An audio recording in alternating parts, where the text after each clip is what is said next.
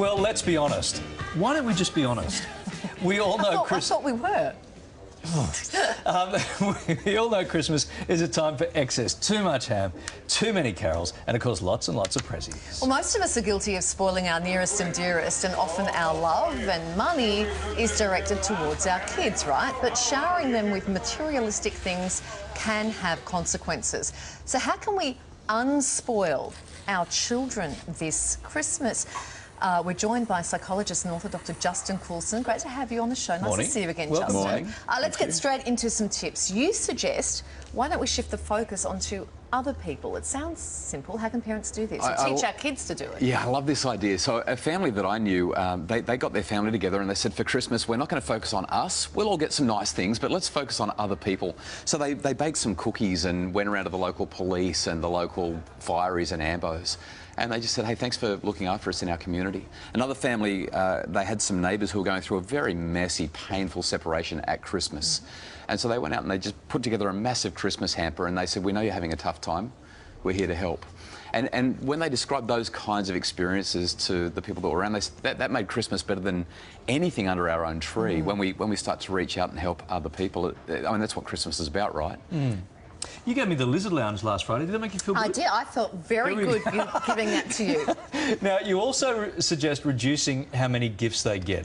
Keeping in mind, we all now have comprehensive lists from our children, so there are expectations 10 days out from Christmas, right? We're going to break some hearts if we do what you say today. Well, you know, this has been a problem since I was a kid and probably since you were a kid as well. Research tells us that if we give our children experiences rather than things, it makes everybody happier. Not necessarily on the morning. Sometimes you open up and you go, oh, great, I got a gift voucher for an experience. But experiences bring families together. They give you a shared experience together. You know, you get to bond, and then they give you a lifelong memory. When you give them stuff, it just, I don't know, they play with it for an hour or two, maybe a day or two, and then it sits on the shelf until we give it to Lifeline or Vinnie's a year later because it's, you know, collecting dust. Okay, you say our children should be writing thank you notes? Yeah, so should we. I mean, I don't know when the last time somebody gave something to you and you sat down and wrote out I really appreciate you giving this to me, it was so thoughtful. But if we want our kids to not be spoiled, I mean, everyone says kids are narcissistic, they're spoiled, they're entitled. We can encourage them to not be that by asking them to sit down with a pen and paper and say, dear Nan, thanks so much for thinking of me. I really love the thing that you gave me. The experience. The experience, ideally, the experience. Gift voucher for an experience that you gave me. Now, lastly, you say give the gift of time. And we're all so busy, and sometimes we're busy doing stuff that's not even important, right? Yeah, so we're all walking around with these things, right? And we don't put them down just because it's Christmas. In fact, Christmas is a time when there seems to be a spike in social media traffic because we're sharing all of these awesome things that we're doing so that we look awesome. Right. Put it away. Just spend time with family.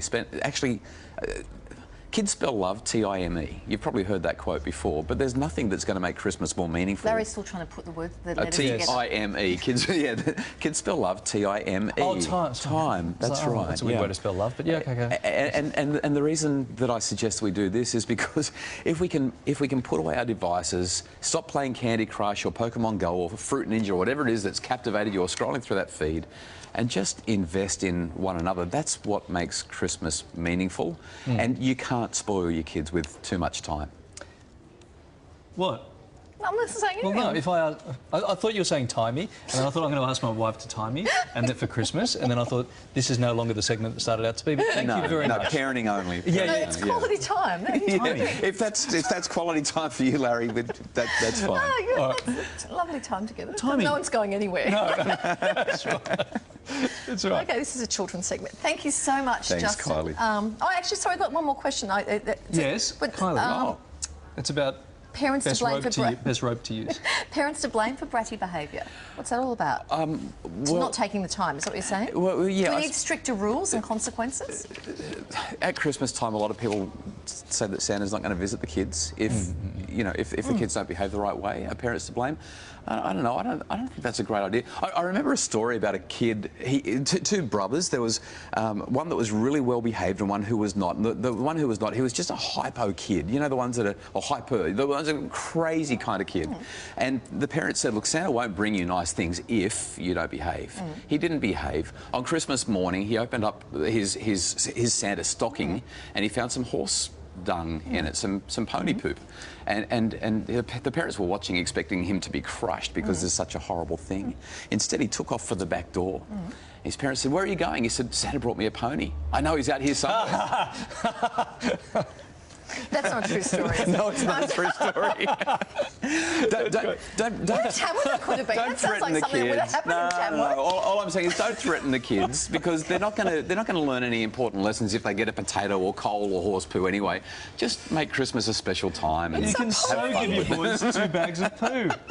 There was a point. Don't worry about it. Thank you, Justin. Got a lot out of that one. Thank you, Justin. Good stuff.